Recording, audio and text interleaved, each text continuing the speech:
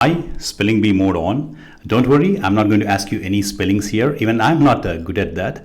I just want to share my thoughts as an immigrant and as a parent on spelling bee, one of the most inspiring things in American education system. And parents' obsession on preparing kids for spelling bee, is it really that worth? And I have one more disclaimer today. As the episode progresses, I may get more and more sweaty. Not that spellings are very difficult. Yes, spellings are difficult, but I record my episodes in a public library study room. Today, the air conditioning here is not working, so that is the reason I may be more sweaty at the end of the episode. Hi, welcome all. This is Kiran Madhu. Around the age 3 to 5 years, most brains develop the memorization skills, and as parents, we can also notice how our kids are doing with the memorization. I'm from southern part of India, Dravidian culture. We don't have the exact replica of spelling bee in our Telugu language, but even in our Indian culture, we have similar competitions like recitation of poems or shlokas for the kids to test their memorization skills in language. When my kid was around 3-year-old, while she was in India, she won a competition in the state level by reciting some poems and as well as memorizing some 100 to 120 country capitals at that age. So that is when we realized her memorization skills are okay. And when we moved to US around 2010, we were also one among those parents who were so much impressed as well as inspired by the spelling bee. I was busy with my fellowship and education, and my wife, who was a homemaker at the time, she used to prepare my daughter around in third grade and fourth grade for these school spelling bee. And in fourth grade, my elder one won the school spelling bee competition, beating the fifth graders. So that was our beginning of understanding this spelling bee. And in 2016 and 2018, she won at the level of county also. So far, the journey was pretty good. Great news to share with the family, friends, and the colleagues. And I believe most of the parents will be able to do up to this point if they have interest and time, and also the kid doesn't resist. So, two key points in the first 2 minutes. If your kid has memorization skills, as a parent, it is your responsibility to notice them. And the second, memorization skills are just a part of one form of many intelligence. Just because somebody is very good in memorization, that doesn't mean that they may be very good in math or even the conceptual learning or doing a research, because the intelligence and the future achievements depend on so many other factors, so that we have to be realistic. So what happens once you win the county? You move to the regionals. That's where the spelling bee really becomes monstrous. In both years 2016 and 2018, even though she could win the county, once she went to the regionals, she was eliminated in pretty early rounds. At the same time, I'm not saying spelling bee is all just about rote memorization. The way the kids derive the spelling of the word in a logical consequence by utilizing all the clues they have, like a definition or a part of speech,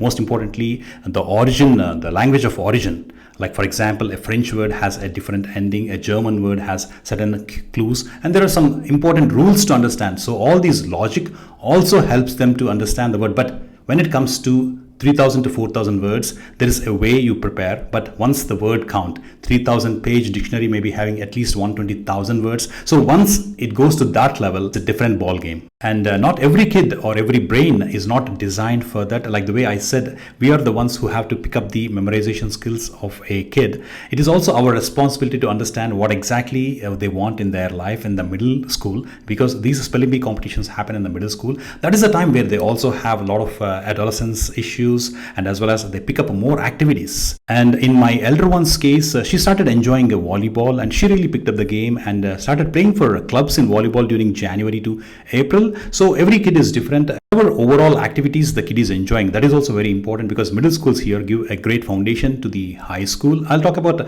high school educations and middle school educations here once the channel picks some traction. So far, if you like the content, please hit the like button. Now it is time to answer the question, is spelling bee that worth? So I'll summarize this in 2 points. First point, if you believe your kid has mastered the logical science behind the language of English, and also enjoys the fun in deriving the word by depending on the clues and good memorization skills, but more important, can balance the middle school life as well as preparing for the competition and also enjoys other activities, that is the time, and also wins the regionals level, that is the time where you have to up the game and you can utilize all the resources. There are a lot of software resources available right now, and also some people opt for individual coachings. So they all are worth it. Worth it means you need not win the Washington, because when you read in the news, you will be hearing about 5 to 10 names on the news. But if you watch the finals, I have watched it, the spelling bee finals in most of the years with my family. there'll be finally 250 kids will be reaching to the Washington, and all these 250 kids are champions. And more important, to be in that 250, there'll be like at least 5,000 to 10,000 kids will be working hard for that, and at least 10 to 20,000 parents are behind them, because kids do a lot of sacrifices to be there, and parents also have to do a lot of sacrifice to put their kids there. So all these things are worth it, even they don't reach to the Washington, because in my view, all these 10,000, 20,000 parents are also champions. A gentle reminder for parents, the way the kids get eliminated, how good the kid may be, the way they get eliminated in this spelling bee for a very silly reason. Sometimes they may be thinking of E, but they may spell I. So that is enough to kick them out of the competition, and they'll be sitting in the audience. But the next word which comes to the next speller, maybe a word which the kid who got eliminated knows pretty well, and that's when they get very disappointed. So you have to explain these logistics of this competition, and also boost their morale. The second important point is what my kid got. She got eliminated in regionals, but that's fine because of this preparation and the fun in deriving the words from all these clues.